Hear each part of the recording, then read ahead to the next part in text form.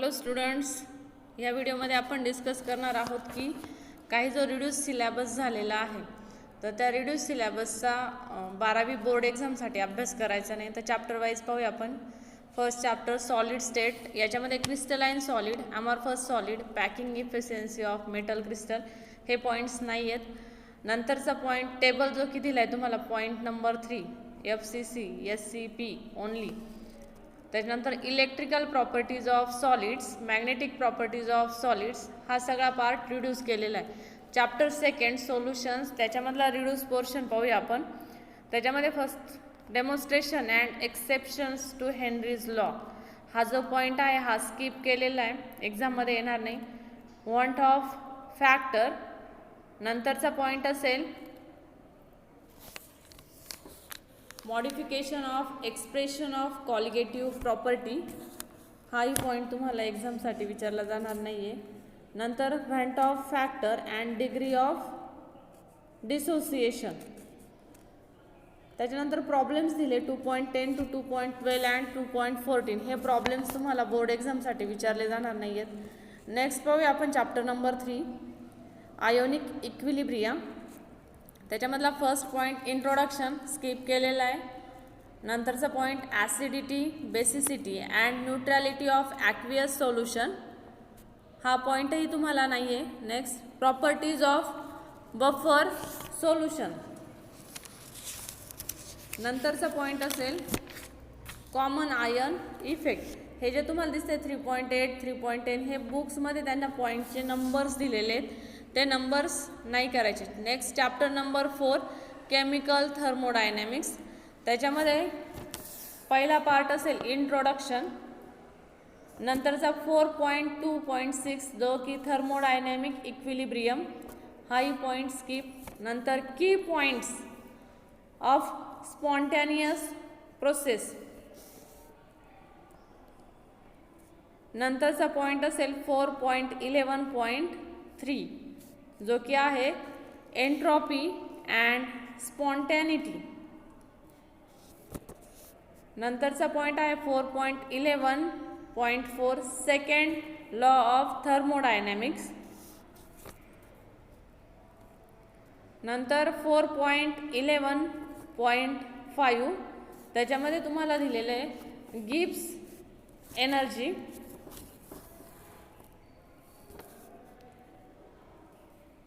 नंतरचा point Gibbs energy and spontaneity.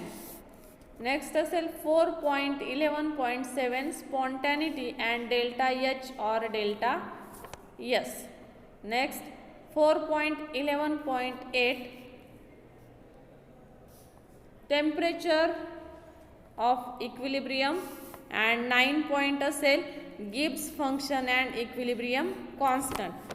Problems असतील, काही प्रॉब्लेम्स पण रिड्यूस केलेले 4.16 to 4.20 पर्यंत जे प्रॉब्लेम्स आहेत ते स्किप केलेले आहेत. नंतर इलेक्ट्रोकेमिस्ट्री चॅप्टर असेल चॅप्टर नंबर 5.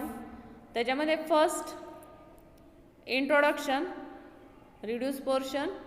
नंतर 5.2.2 आयोनिक कंडक्शन. नंतर असेल 5.2.3 measurement of conductivity of solution.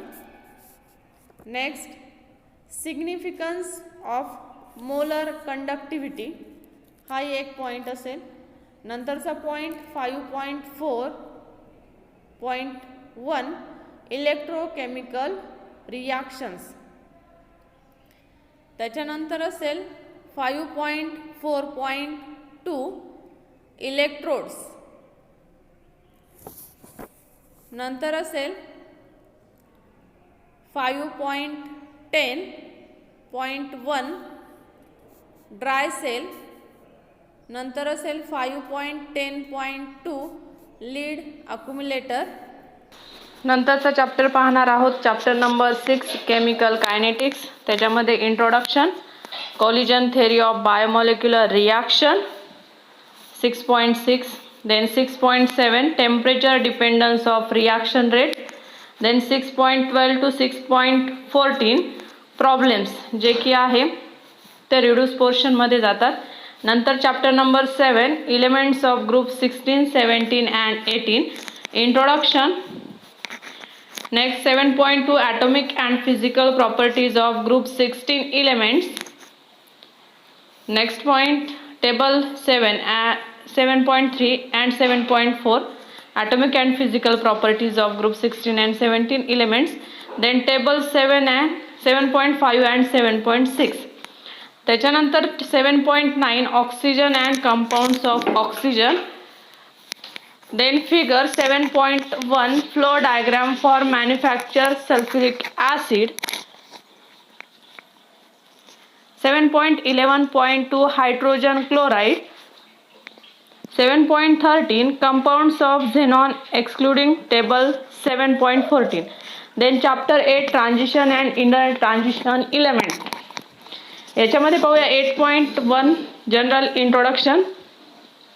Next 8 table 8.5 atomic properties of first transition series.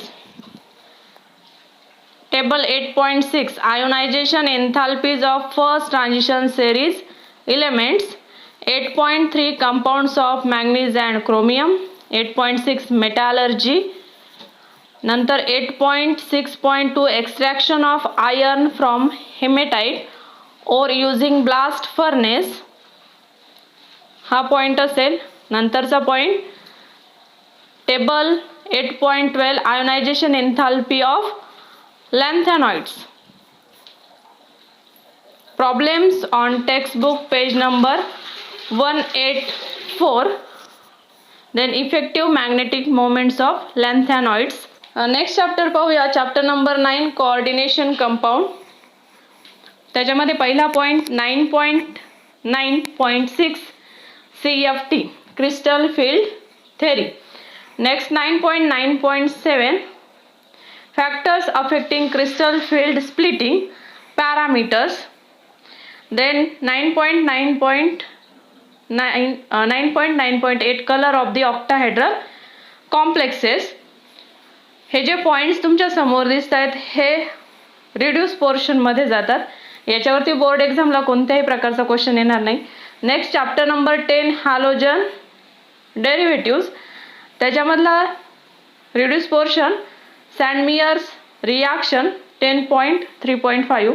Then 10.5.5 representation of configuration of molecule.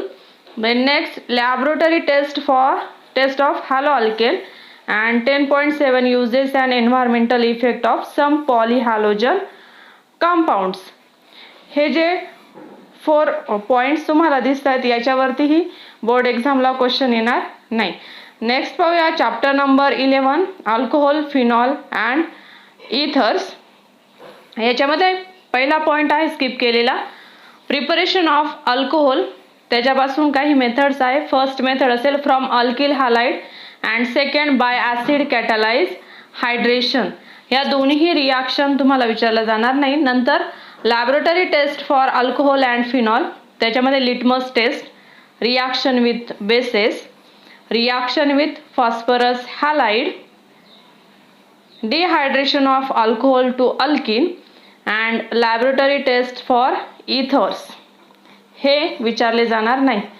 Chapter 12 aldehydes, ketones and carboxylic acid. First part introduction. त्याच्यानंतरचा point असेल by oxidation of alcohol. ऑल्डिहाइडचं प्रिपरेशनमध्ये येते ही reaction.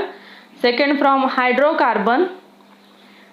त्याच्यानंतर असेल preparation of aromatic ketones from acyl chloride. नंतरचा point laboratory test for ketonic group. Laboratory test for carboxyl group 12.9 हा जो काही आहे. नंतर चॅप्टर नंबर 13 अमाइन्स.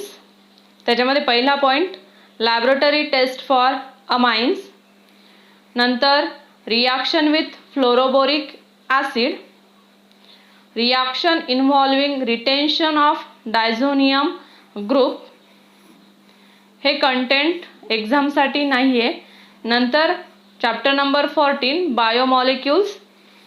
बायोमॉलिक्युल्समध्ये पहिला पार्ट असेल इंट्रोडक्शन. स्किप केलेला पार्ट. त्याच्यानंतर polysaccharide, starch, cellulose and glycogen हे जे काही पॉईंट आहेत. त्याच्यानंतर सेकंडरी स्ट्रक्चर ऑफ प्रोटीन. नंतरचा point tertiary structure of protein. Then quaternary structure of protein. अजून काही पॉईंट्स आहेत, नेक्स्ट स्लाइडमध्ये पाहूया आपण. Point number 14.26 formation of nucleoside. नंतर स्ट्रक्चर ऑफ न्यूक्लिओसाइड. ह्या ज्या फिगर्स आहेत ह्या फिगर एक्झामसाठी नसणार आहेत. त्याच्यानंतर figure 14.28 formation of dinucleotide. Then 14.4.3 DNA double helix structure हे पण नाही. त्याच्यानंतर chapter 15 introduction of polymer chemistry. त्याच्यामध्ये फिगर 15.2 क्लासिफिकेशन ऑफ पॉलिमर. त्याच्यानंतरचा पॉईंट असेल phenol, formaldehyde and related polymer 15.3.6. Then figure 15.3 preparation of bakelite. नंतरचा पॉईंट आहे figure 15.4 formation of cross link melamine formaldehyde resin. नंतरचा पॉईंट आहे 15.3.9 विस्कस रेयॉन. त्याच्यानंतर figure 15.7 formation of viscous rayon. नंतर 15.4 molecular mass and degree of polymerisation of polymer. नंतरचा chapter आहे chapter number 16 green chemistry and nano chemistry. त्याच्यामध्ये figure 16.1 macro materials to atoms. Next figure 16.2 scale of nano material. 16.64 thermal properties. Then 16.65 mechanical properties. त्याच्यानंतर 16.66 electrical conductivity. 16.7 synthesis of nano material. हा जो syllabus दिसतो, हे जे points दिसत आहेत हे बोर्ड एक्झामसाठी विचारले जाणार नाही आहेत. थँक्यू. हा होता तुमचा सर्व reduce syllabus, non evaluated syllabus. Video आवडला असेल तर लाईक करा, सबस्क्राईब करा आणि कमेंट देखील करा. थँक्यू.